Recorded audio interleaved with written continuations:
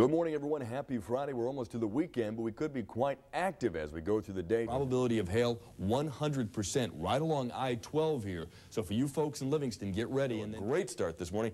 Look at all this sunshine showing up. The high there, 84 degrees.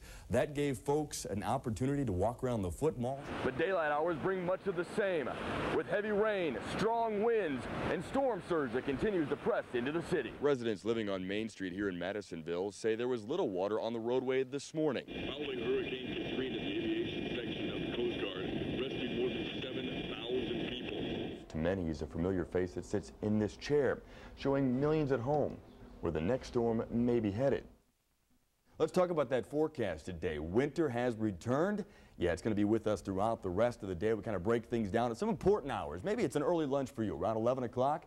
We're looking at a lot of clouds in, and we could see some spotty showers throughout the day. But the bigger story is our temperatures. We're looking for a high today around, say, 59, 60 degrees.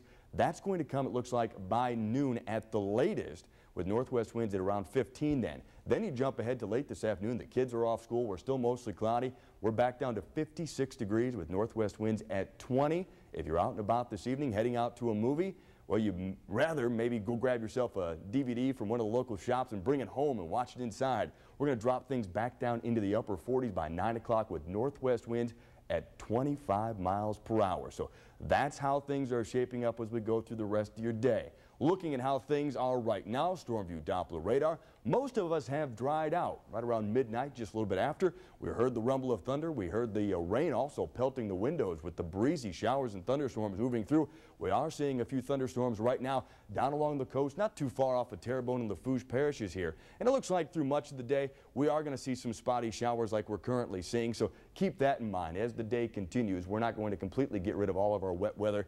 It looks like just a few of us, though, are going to see some showers. Let's come in a little bit closer here. A little thunderstorm activity here just off into the coastal waters. You can see some of the lightning bolts in the last 5 minutes. They are starting to move off towards the east, northeast, maybe around Port Sulphur, other parts of Plaquemines Parish here in just a little bit, picking up a little rumble of thunder in the next hour.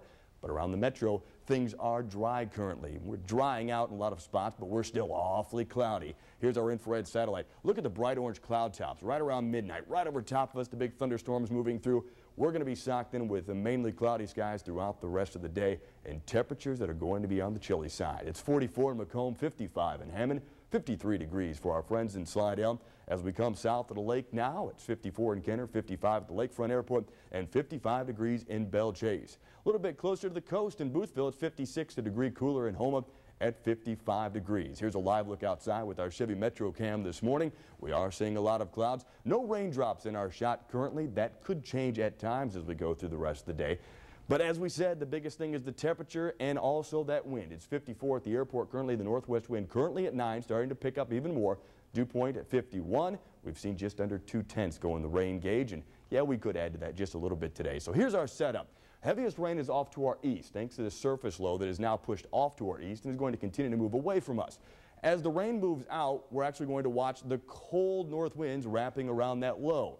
We showed you that, picking up to around, say, 25 miles per hour at times. Some current winds around the southeastern U.S. We're at 9 here, 7 in Jackson. But look at Houston, 23 miles per hour, 16 miles per hour if you're around Dallas. Here's the heavy showers and thunderstorms moving on through us. And then we start to watch for more wet weather back into the western Gulf following the upper level flow here. Where it's cold enough, yeah, that's some snowfall, even in eastern parts of Texas. That's going to continue to stay to our north. That's some good news, even though we are going to get cold today. No snowfall. No, the rain moves out. We're wrapping those north winds around us. We jump ahead to around 3:30 this afternoon. We're still socked in with clouds. Most of the wet weather going to be to our north. We could still see some of those spotty showers as we go through the day and even as we head into the early evening hours.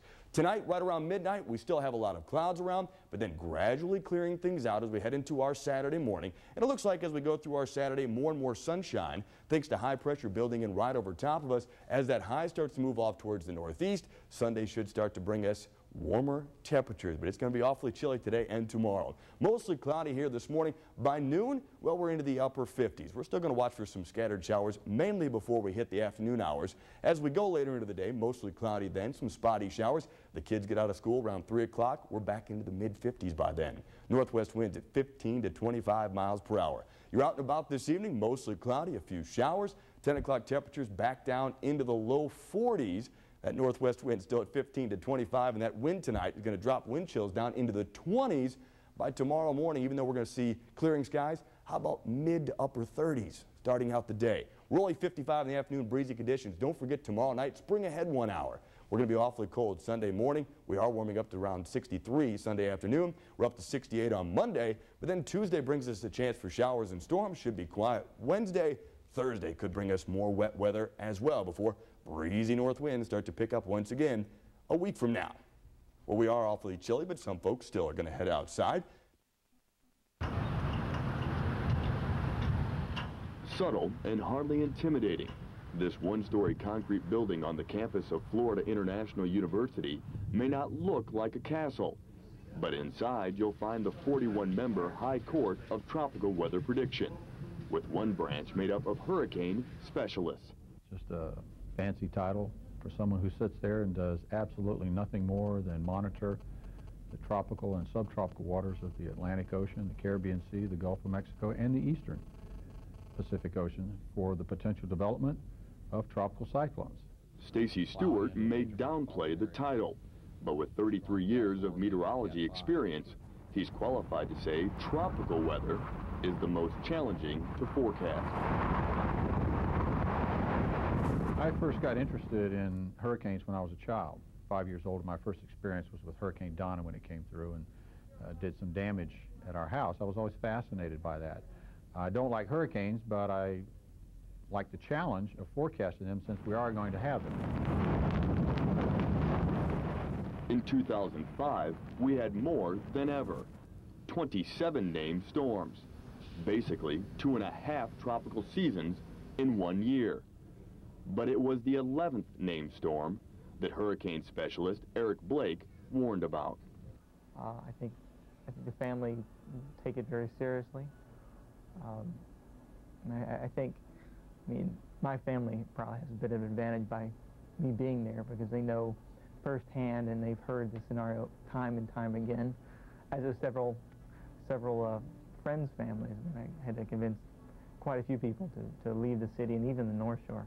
Blake says his family left their Metairie Ridge home with Katrina gaining strength in the Gulf. From a meteorological standpoint, Blake was excited about what Hurricane Katrina might do. But on the other hand, he was also worried about the place where he grew up. It's a wave of fear, but it's also very exciting in a way. It's something you've been waiting to see for a long time. It's not something you want to see, but it's kind of a strange, I don't know, it's a strange feeling. I'll never forget that day. Neither will anyone else in this office inside a bunker of a building. With 10-inch thick concrete walls and reinforced metal doors, it can protect state-of-the-art equipment and the people who use it through Category 5 winds. These hurricane experts say the last 2 tropical seasons were emotionally and physically draining, but they understand their responsibility. There's a lot of information out there on the internet, the same information that we use. But if you don't know how to use it properly, you can get yourself into a bad situation. We just ask that you try not to outguess the National Hurricane Center. This is what we do.